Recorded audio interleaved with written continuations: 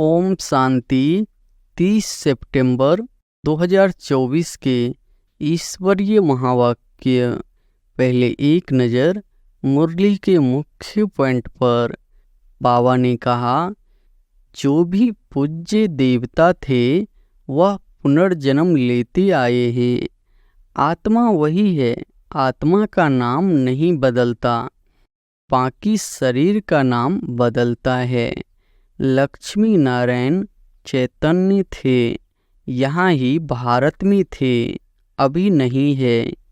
मनुष्य यह नहीं समझते कि वह पुनर्जन्म लेते लेते विभिन्न नाम रूप लेते 84 जन्मों का पाठ बजाते रहते हैं। अपनी उन्नति के लिए बैटरी चार्ज करें। दूसरी बातों का चिंतन तो पर चिंतन हो गया। अभी तो अपना चिंतन करना है। हम बाप को याद करें। नारायण का ही सिमरन करने से हम नारायण बनेंगे। अंत काल में जो नारायण सिमरे। और फिर बाबा ने कहा, बाप हाईएस्ट पुरुषार्थ कराएंगे। यह है ही राजयोग की नॉलेज। जितना पुरुषार्थ करेंगे उतना जरूर फायदा है। एक तो अपने को आत्मा जरूर निश्चय करो। बच्चों को देखना भी पड़ता है कि कहाँ तक सुधार हुआ है, फिर सुधारने की शिक्षा देते रहते हैं। सेकंड का ज्ञान देकर चले जाए तो फिर ज्ञान का सागर भी न कहा जाए। हमको ब्रह्मा को याद नहीं करना है।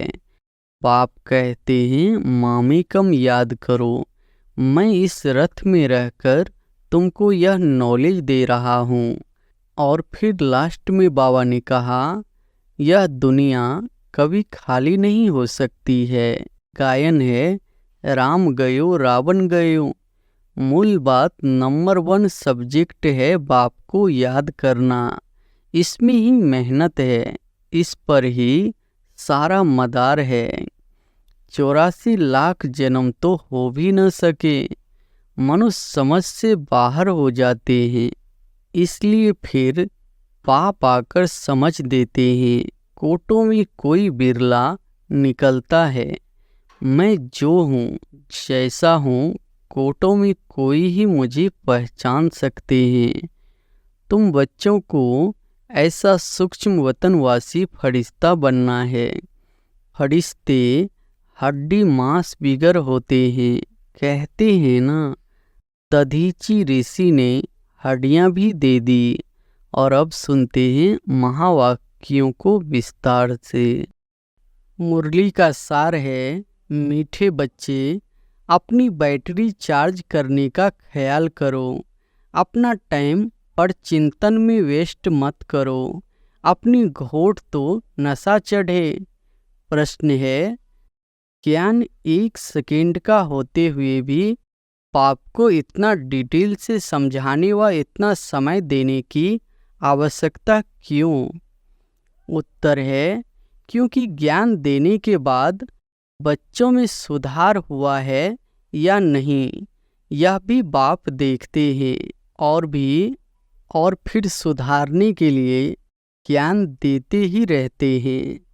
सारे बीज और झाड़ का ज्ञान देते हैं, जिस कारण उन्हें ज्ञान सागर कहा जाता है। अगर 1 सेकेंड का मंत्र देकर चले जाए तो ज्ञान सागर का टाइटल भी न मिले। ओम शांति। रूहानी बाप बैठ रूहानी बच्चों को समझाते हैं। भक्ति मार्ग में परमपिता परमात्मा शिव को यहाँ ही पूजते हैं। भल बुद्धि में है कि यह होकर गए हैं। जहाँ पर लिंग देखते हैं तो उनकी पूजा करते हैं। यह तो समझते हैं शिव परम धाम में रहने वाला है। होकर गए हैं, इसलिए उनका यादगार बनाकर पूजते हैं। जिस समय याद किया जाता है तो बुद्धि में जरूर आता है कि निराकार है, जो परम धाम में रहने वाला है। उनको शिव का पूजते हैं। मंदिर में जाकर माथा टेकते हैं। उन पर दूध, फल, जल आदि चढ़ाते हैं, परंतु वह तो जड़ है, जड़ की भक्ति ही करते हैं। अभी तुम जानते हो वह है चैतन्य, उनका निवास स्थान परमधाम है। वह लोग जब पूजा करते हैं तो बुद्धि में रहता है कि परमधाम निवासी है, होकर गए हैं, तब यह चित्र बनाए गए हैं जिसकी पूजा की जाती है। वह चित्र कोई शिव नहीं है, उनकी प्रतिमा है। वैसे ही देवताओं को भी पूजते हैं। जड़ चित्र है, चैतन्य नहीं है, परंतु वह चैतन्य जो थे वह कहाँ गए यह नहीं समझते। जरूर पुनर्जन्म ले नीचे आए होंगे।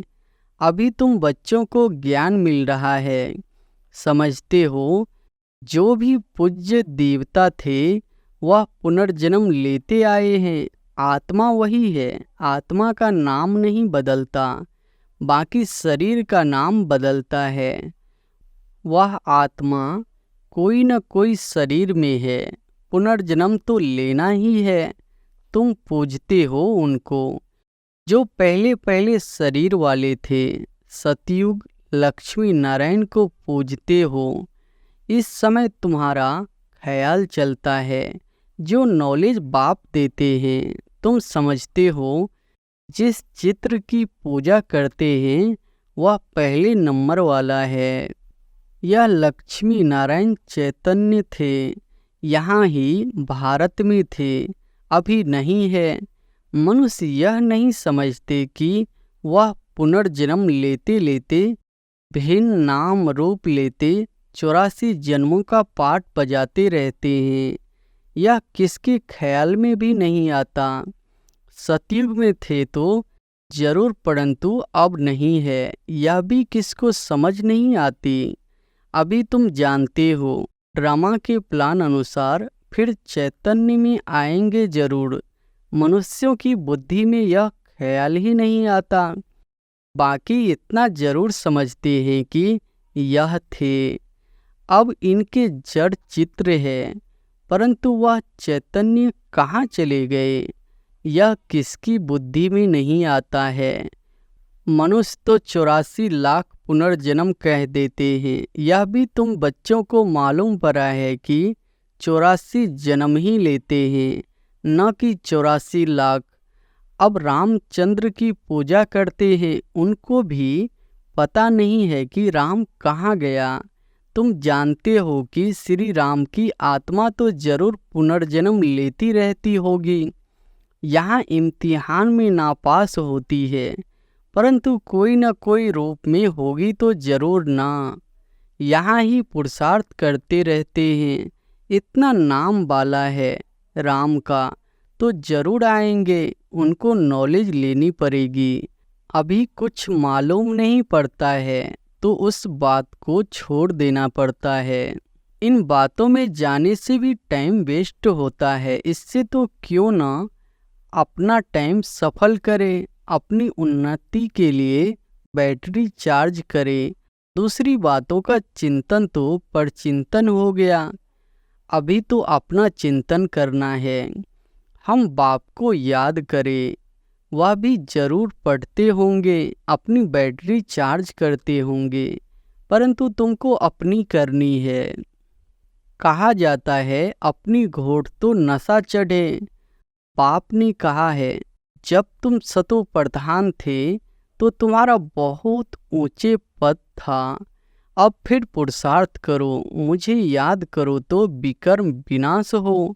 मंजिल है ना, यह चिंतन करते करते सतो प्रधान बनेंगे। नारायण का ही सिमरन करने से हम नारायण बनेंगे। अंत काल में जो नारायण सिमरे, तुमको बाप को याद करना है जिससे पाप कटे, फिर नारायण बनेंगे। यह नर से नारायण बनने की हाईएस्ट युक्ति है। एक नारायण तो नहीं बनेंगे ना, यह तो सारी डिनेस्टी बनती है। बाप हाईएस्ट पुरुषार्थ कराएंगे। यह है ही राजयोग की नॉलेज। सो भी पूरे विश्व का मालिक बनना है। जितना पुरुषार्थ करेंगे उतना जरूर फायदा है। एक तो अपने को आत्मा जरूर निश्चय करो। कोई कोई लिखते भी ऐसे है, फलानी आत्मा आपको याद करती है। आत्मा शरीर के द्वारा लिखती है। आत्मा का कनेक्शन है शिव बाबा के साथ। मैं आत्मा फलाने शरीर के नाम रूप वाली हूँ, यह तो जरूर बताना पड़े ना, क्योंकि आत्मा के शरीर पर ही भिन्न भिन्न नाम पड़ते हैं।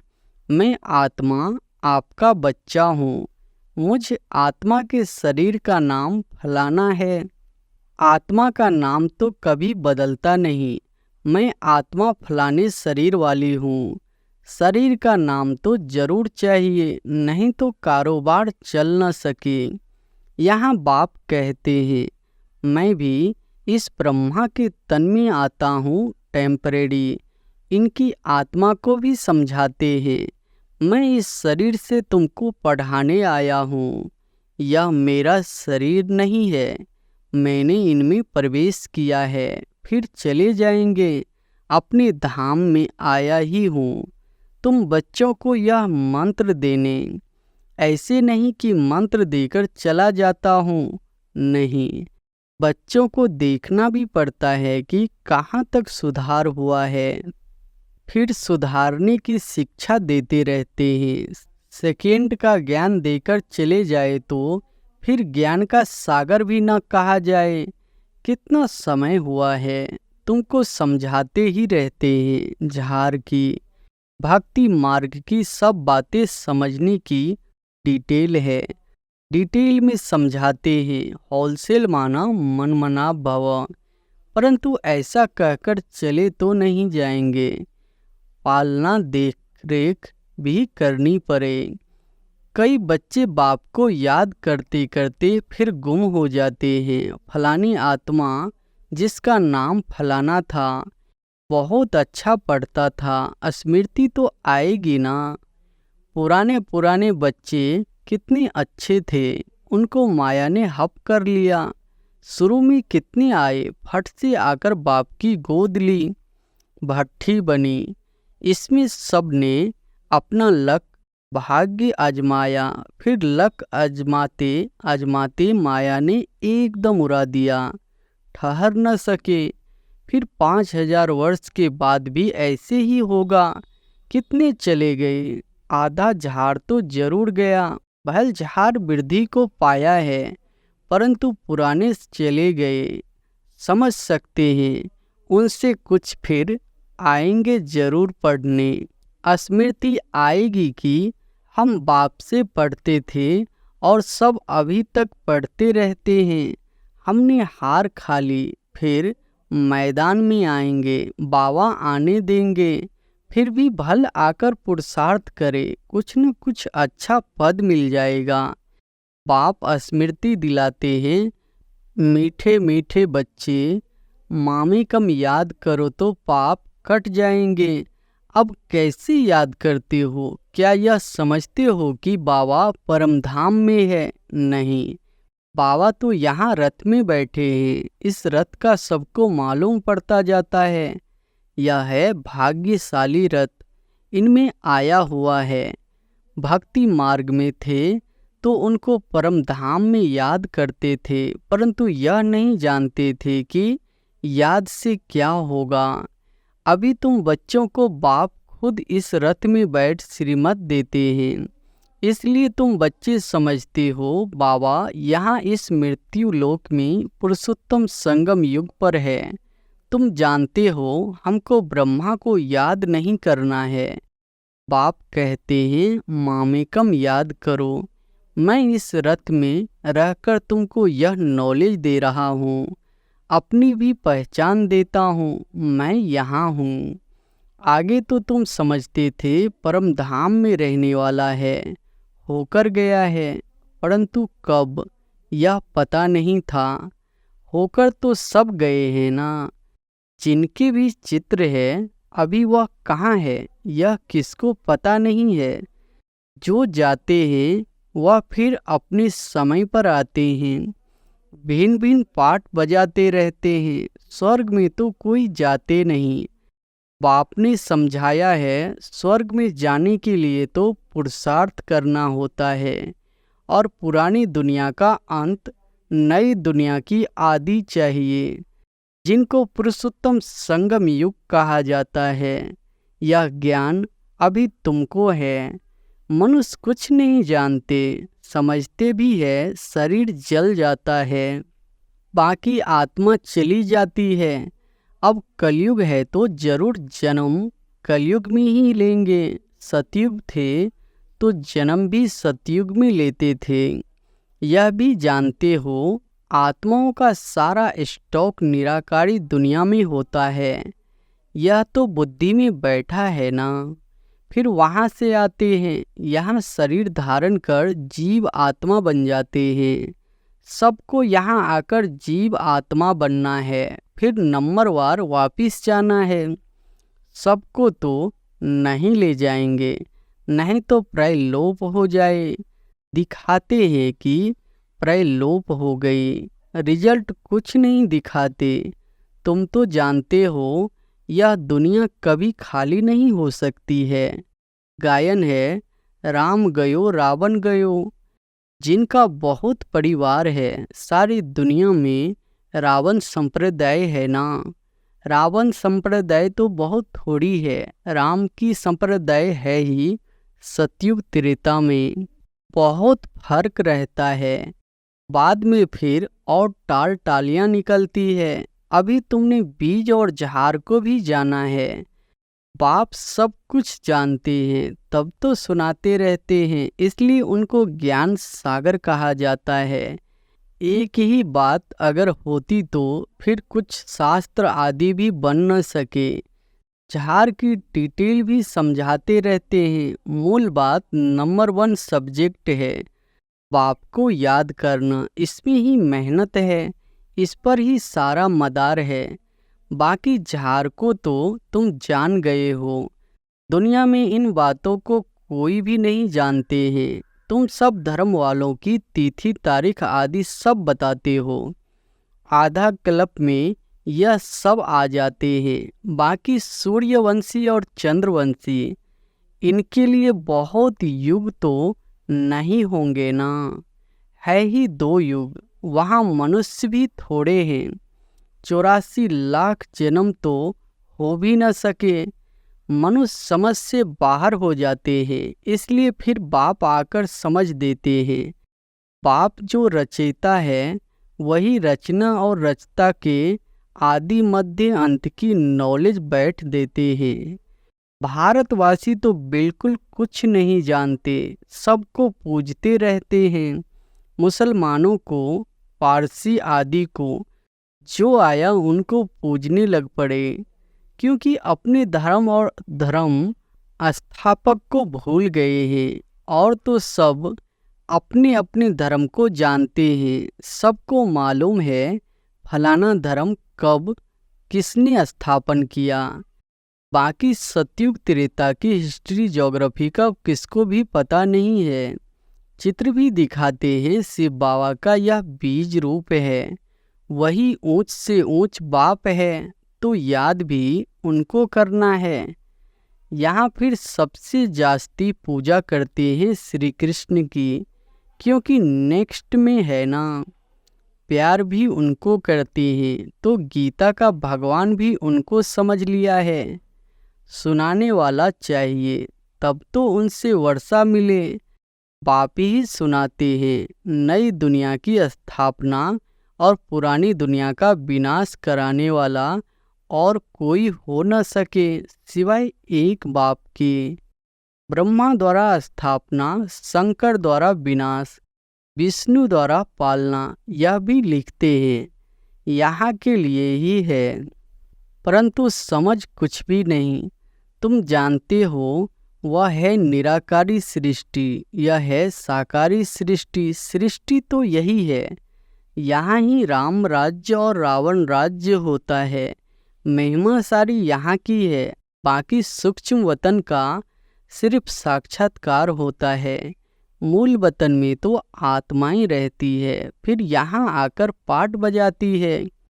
बाकी सूक्ष्म वतन में क्या है, यह चित्र बना दिया है जिस पर बाप समझाते हैं तुम बच्चों को ऐसा सूक्ष्म वतनवासी फरिश्ता बनना है।